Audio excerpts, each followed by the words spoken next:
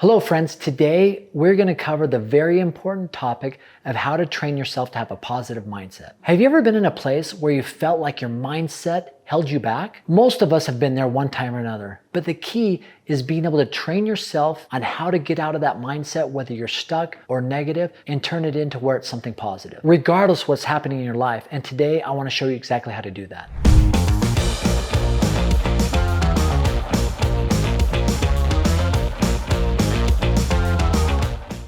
Think about the people in your life who you love to be around. Chances are they're very positive, energetic, fun people to be around. So even though some of them might naturally be that way, chances are they have worked over time to make sure that no matter what's happening in their life, that they can always be that person. So I want to help you understand that process. First off, what can you do to train your mind to be positive? The effects of learning this will have a tremendous impact on your life. If you're ready, let's go.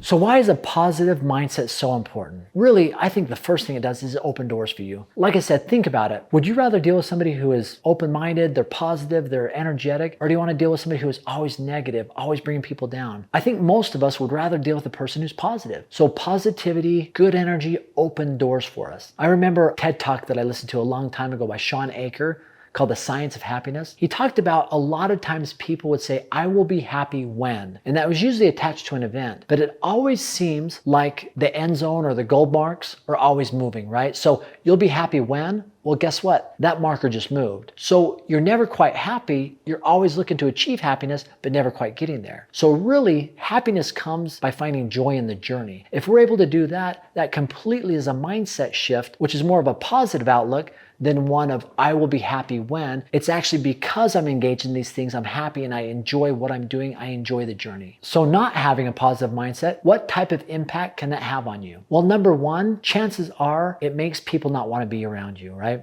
As I mentioned before, we want to be around people that are uplifting. You know, I remember my family and I moved into a completely different neighborhood. We did not know anybody. And I remember we had the sweetest neighbor. She came over, introduced herself, and every time we would see her, nothing but positivity came out of her mouth. Whether it's like, your wife is so beautiful, your kids are amazing, your yard looks nice, even if it didn't. I just remember she was the type of person who I always loved to be around, right? Because I knew if I was around here, she was going to say something positive. Now, I'm not trying to paint a picture that everything in life is rosy. It doesn't mean we can't be given real feedback or we can't hear the truth, but that can be done in a positive way. Everything we do in life can either have a positive impact or a negative impact. But regardless, the way we deliver it really is on us. And by doing it in a positive way, I've seen that churn out better results than definitely a negative way on doing it. You know, one other quick story. I remember coaching this individual who just, everything in his life was just so negative. And I remember thinking in my mind, my goodness, how hard is it to be around this person? He was so upset about everything and everybody within him. He didn't feel like he was getting opportunities,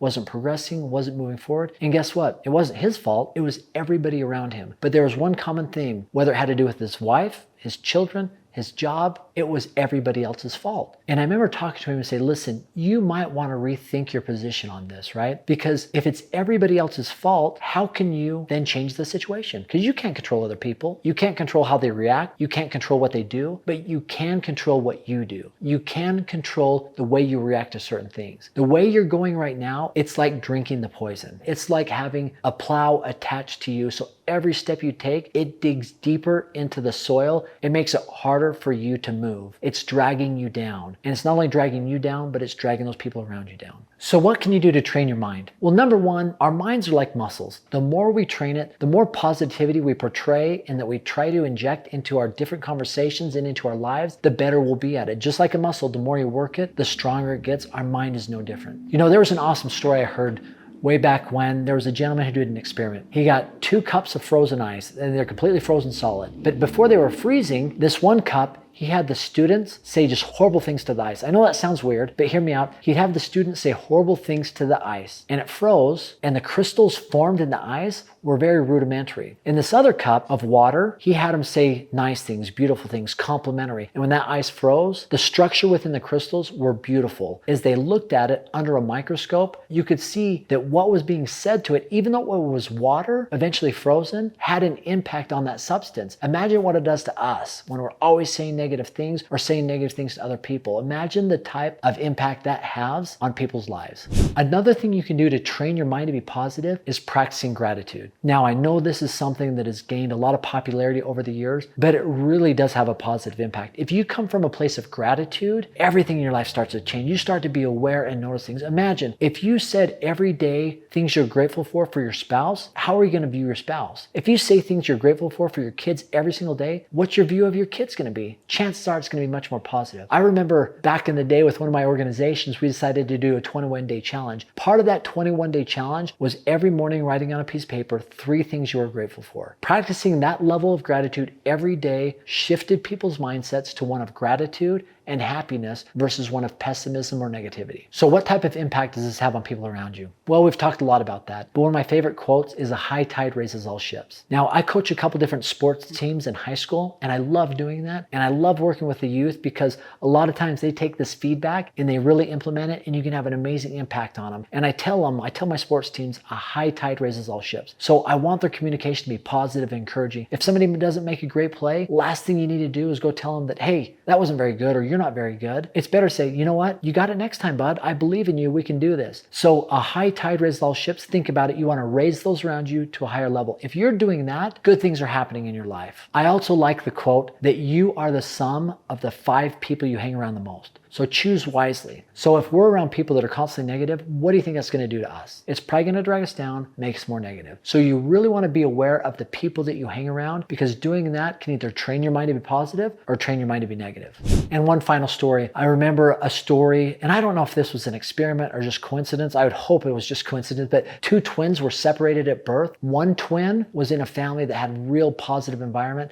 Another one was in a real negative environment. When they found out later that they were twins, the difference between the 2 individuals were so stark and contrast that they could barely get along with each other, even though they were twins, same genetics, same everything. So it's amazing the type of environment you put yourself in can have a real lasting positive influence or real lasting negative influence in your life. Now, once again, those are my experiences. I love talking about how to become positive, how to raise other people up to a level of positivity, but I'm interested in your feedback. What do you do to help train your mind for positivity? I'm interested in what you have to say. Hopefully, we can engage in a positive dialogue and I can learn from you. Once again, I've got a gift for you. It's a 12-part sales program. Each part normally sells for $100, but we're giving it away for free. It's called Persuasion and Influence. Click on the link below, aaronsalestraining.com, to get your free gift. Thanks. Have an awesome day.